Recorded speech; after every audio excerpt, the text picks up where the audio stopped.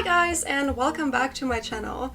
So as I was scrolling through Vogue, Pinterest, and Co to get inspired, I came across this amazing padded leather jacket by Prada from their fall 2020 collection. And I just fell in love with it. That thing looks amazing, but it's over 3,000 euros. Which is obviously a lot of money. So I thought to myself, can I make that jacket by myself, but for less than 100 euros? So here we are, let's make a designer jacket for cheap. I asked you guys on my Instagram stories if you'd like to see me make a piece as close to the original as possible, or if you'd like to see me make my version of it with a few small adjustments so that I will definitely wear it all winter. You see, I have a few small things that I would like to change in that jacket, which would be the shoulders, the length of the jacket, and most of all, the material. You see, the jacket is made out of leather, but I'm not gonna do that. Instead, and also much to my surprise, you agreed on that with me, as you voted for me making my version of the jacket, I'm gonna use a beautiful plaid fabric, which is pretty unconventional for a padded jacket, but so is leather, right? So I sat down and drew a sketch of the original jacket to be able to visualize changes that I would like to make. You know, recently I came across my old fashion design sketchbooks, which made me re-fall in love, basically, with technical drawings that I did back then for my graduation collection. That's when I actually decided to do exactly that for my upcoming projects here on YouTube. You know, this is basically how I visualized changes that I would make to the jacket. You see, I put this transparent paper over the original drawing and I just draw the changes on top of the old drawing. This way the original drawing doesn't get altered and you can still see what I would like to do different, basically. And also, I mean, this just looks amazing. Look at those intricate drawings, those intricate ways of trying to get across your thoughts. And I just love it, and that's exactly why I'm doing it, because to me a big part of the design process is also having a really intricate and nice looking design sketchbook, which I had for my graduation collection and which I didn't do afterwards, which is a shame. So I'd like to redo that again, implement it into my design process, share it with you guys here on YouTube. So that's exactly what we're gonna do today. So let's get started.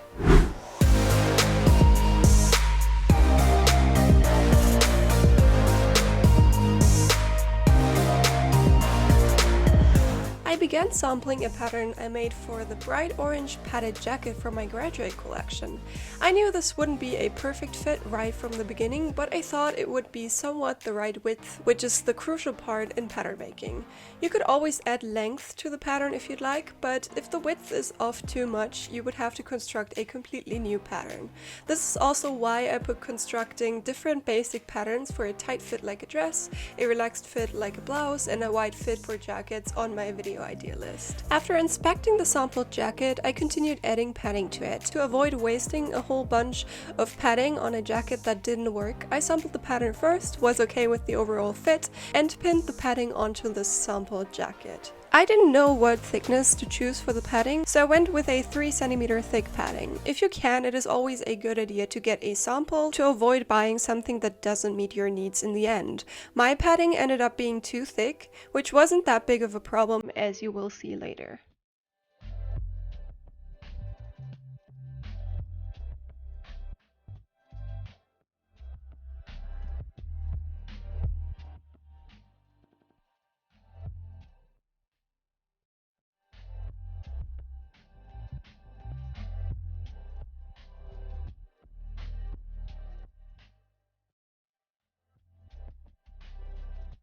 So as you can see here, the jacket really is padded to the brim and wouldn't look flattering at all, given the outer fabric will add more thickness to the jacket.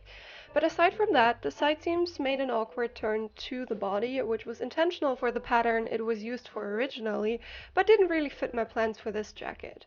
I also wanted to take out a small bit of width and make the shoulders a little bit more narrow. So I went back to my pattern and did exactly that. Since the original baselines were on the pattern still, it was easy enough for me to take the curve out of the pattern, basically restoring the original shape of the side seams. I then went ahead and took the shoulder seam in 1 centimeter and made the armhole cutout sit 2 centimeters higher, closely following the original pattern but not matching it quite.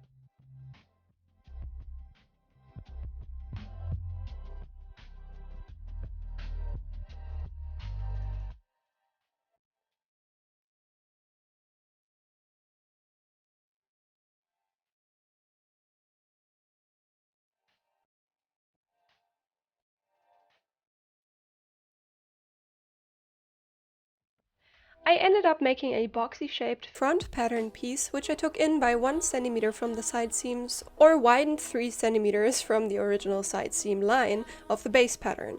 Copying the back pattern in such a way that the horizontal baselines match, I make sure to have a neat pattern in the end.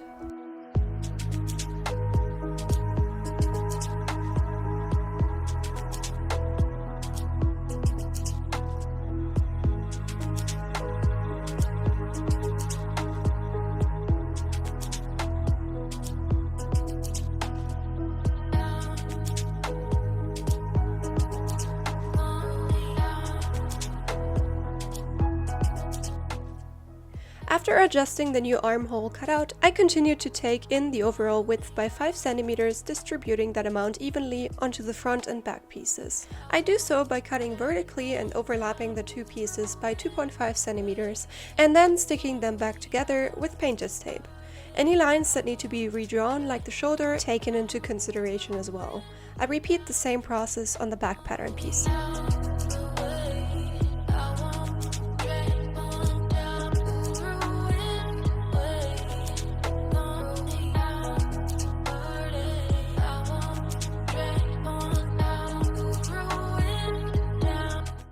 Back to the padding. As you can see here with the belt, it just wouldn't work and wouldn't look flattering with so much padding. So I just experimented a bit and saw that you can simply separate different layers of the padding. I halved the padding and even was able to quarter it. I went on and sampled the reworked pattern and included the quartered padding as well. I like the results of this round of sampling much more also with the belt. To conclude, the shoulders look good to me now. The belt made a nice shape with the padding included. As a base pattern for this jacket, I was really happy, so I continued doing the small bits and pieces to make a design out of it. Which is, most of all, the color. Since I had all the construction lines still on my pattern, it is after all a constructed pattern rather than a draped one, I was able to construct a collar onto it. First, choose the width of your overlap. In my case, I chose 4 centimeters. With a thick material like mine, you don't want to go too narrow. Then choose the point where the label folds to the sides. Mine is at 30 centimeters. Elongate the shoulder line and measure both 1 centimeter left and right from the neck cutout. Draw your folding line by connecting the left of the 2 points and your previously marked folding point on your overlap. Also ignore that line. Widen your neck cutout by 1 centimeter. Since the collar is gonna fold there, you want to give it a bit more space. Now it's time to choose your collar and collar band measurements. As previously mentioned, with a material like mine, it's good to give everything enough room. So I chose a collar width of 6 centimeters and a collar band width of 3 centimeters. Measure down your new neck cutout the measurements of your collar width. In my case, that is of course 6 centimeters. This will be the turning point T. Off camera, I measured the back neck cutout on my back pattern piece, which is 11.6 centimeters. Draw a line upwards from the new neck cutout until you cross the folding line. Now the turning point T comes into place. Grab a compass to draw a circle around T with the radius of the space between T and the intersection you just created. Measure your collar width, so 6 centimeters in my case, on the circle. Now it's time to get a little bit more creative. Free from any measurements, I like to sketch out my label color on my front piece. As a guideline for you though, my label is 11 centimeters wide, the space in between the corners are 4 and 4.5 centimeters, and the color angle is 90 degrees. The design is then mirrored onto the other side of the folding line.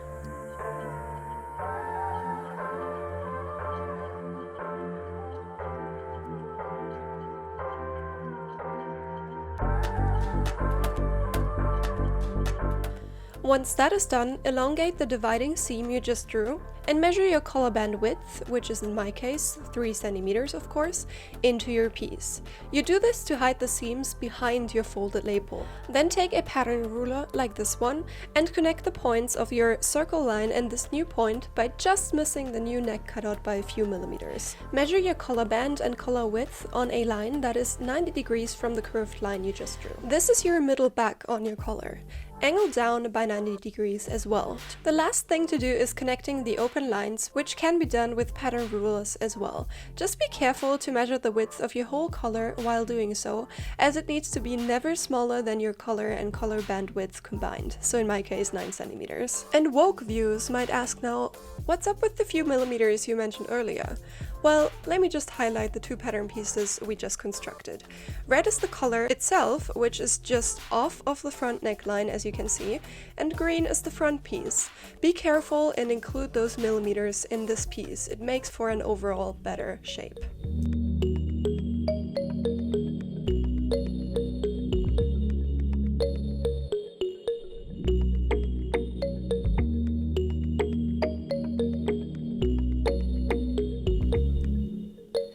To check that everything fits and looks good, I cut the color out of paper and pin it onto my sample.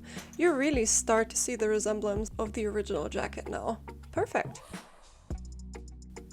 Pattern-wise, it's just a matter of adding the small bits and pieces now, like the pockets, the pocket flap, the dividing seams in the front and the back pieces, and of course the additional length that I haven't included yet. I thought it was a good time now to update the little drawing I made earlier in the video. I included all the changes I made, like the shoulder seams, the buttons not showing, the front dividing sleeve seam, and of course the pattern. While it is not a drawing I particularly like, I wanted to include this as a part of my project, as it very much was. I would probably draw the pattern only into the lines of the jacket itself, since it kinda took away all the lines I drew, and I ended up tracing everything with a black fine liner.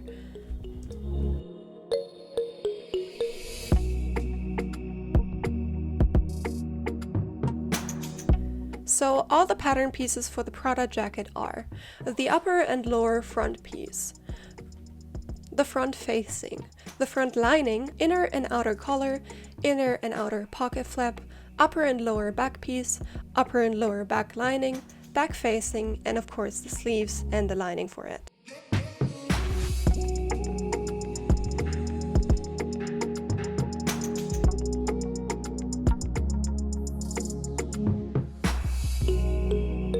If you work with a plaid fabric like mine, be careful with the placement of your pattern pieces.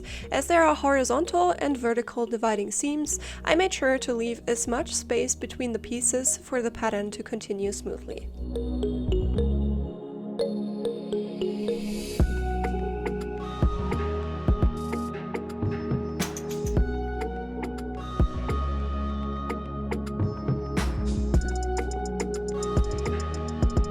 Just to be sure before cutting out the padding, I tested two different strengths of padding, one thicker than the other. I wanted to see its behavior with my plaid fabric and the lining attached.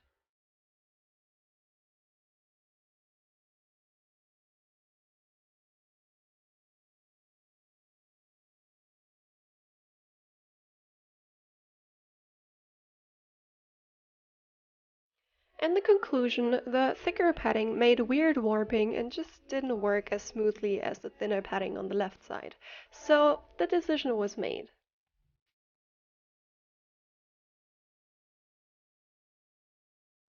I separated the padding to the thickness I needed and cut out my pattern pieces without seam allowance.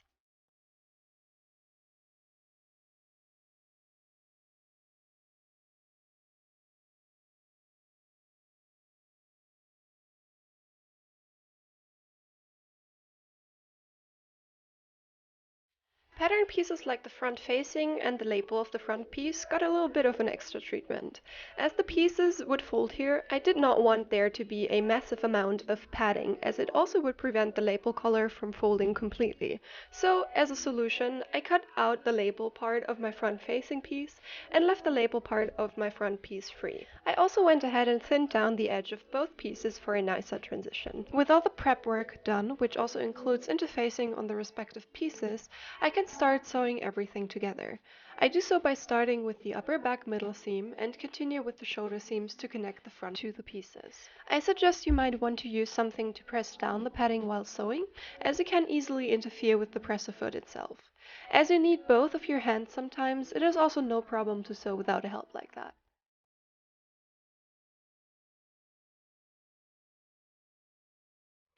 Continuing on to the pocket flaps, I have the smaller of the two pieces facing up, so that my sewing machine helps me match the varying lengths while sewing.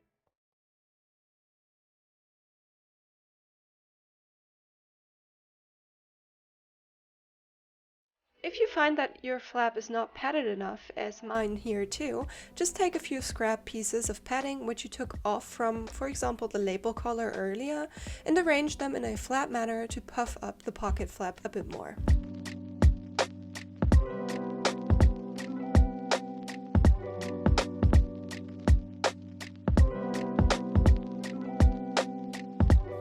I fixed the pocket flaps into place by stitching into the seam allowance.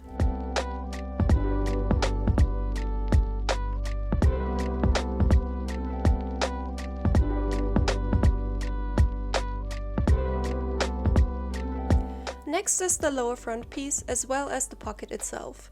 The pocket will sit right at the side seam, which will also fix the pocket into place there when stitching the side seams together. For now though, I only top stitch the upper edge, and don't forget to back stitch. This will help the lining fabric to not show in the end. I grab the padding of the lower front piece, place it on the left side of the fabric while the pocket gets sewn on right sides together.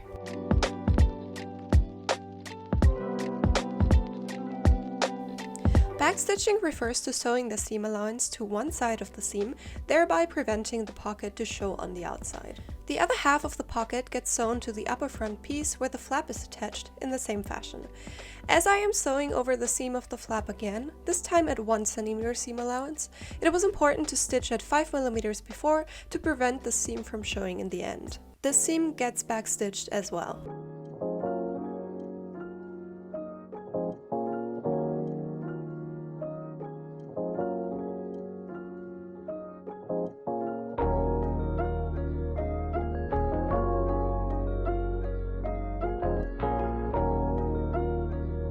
To finish the pockets, I carefully align the two pieces in such a way that when the flap is folded down, the seam doesn't interfere with it. I push the lower front piece a little bit to the right there, rather than stitching it perfectly aligned. You can actually finish the complete vertical dividing seam all in one with the pocket. Just take your time with this, as you don't want to be opening up the seams too often, since it can fray the edges and generally is harder to do with padding in the way.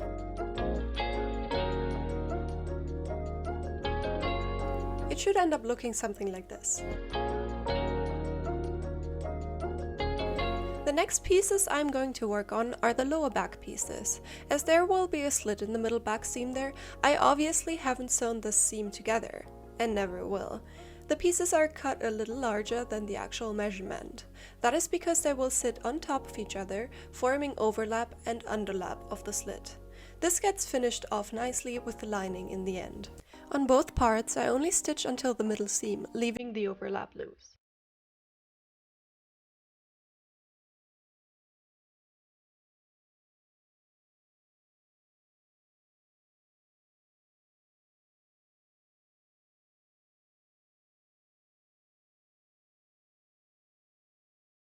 Next is the collar. I pressed light interfacing on the smaller of the two collars, which will make the inner collar in the end. I put the padding on the left side of the bigger collar, so the outer collar, and sewed the pieces right sides together. As usual, I put the bigger piece facing down to let the sewing machine help me match the different sized pieces together.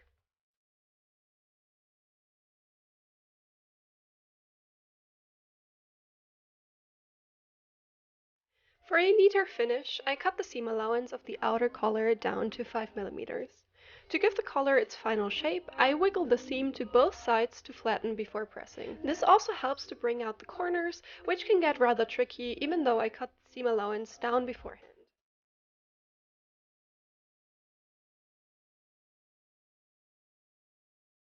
I pin the inner collar to the neck cutout of the jacket and sew it in place.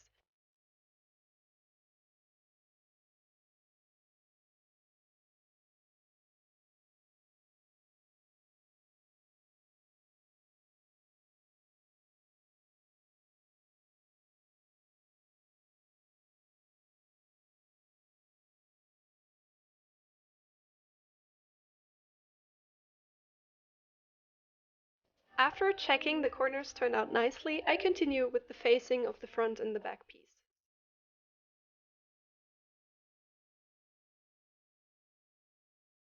I had a small blackout right there because I didn't remember to sew the shoulder seams of the back and front facings together to attach it to the collar and front pieces. But after pinning it down, I realized my mistake and fixed it. Check if you have the back facing the right way before attaching it to the front facing. The smaller of the two curves is usually attached to the collar, even though it might look like it's going the other way because of the curved nature of the back facing and the outer collar. Once that small mistake is out of the way, I continue pinning the complete facing onto my piece. I started sewing about 7 centimeters off of the front hem there. If you do anything like this, just sew the pieces together all the way, as it makes for an easier hemming in the end.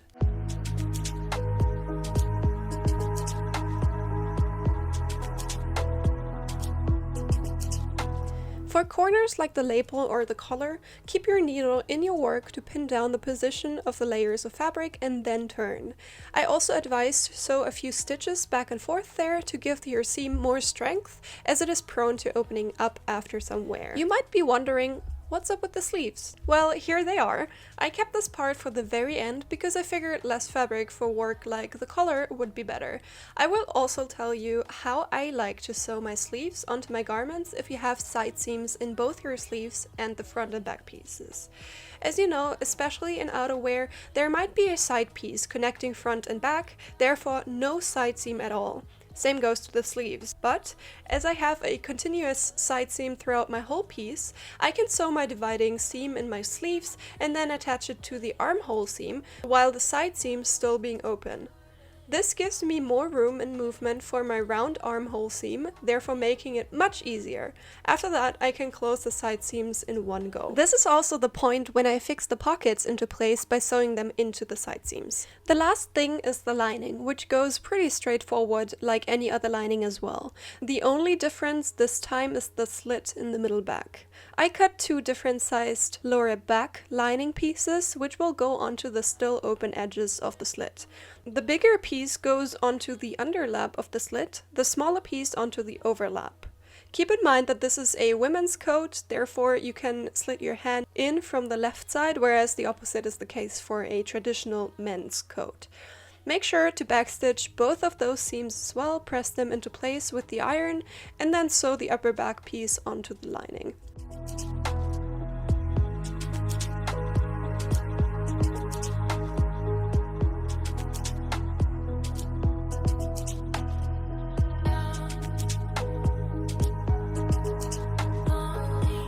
When sewing the upper back lining piece onto the lower piece, you will have to sew over a little bit of outer fabric seam allowance.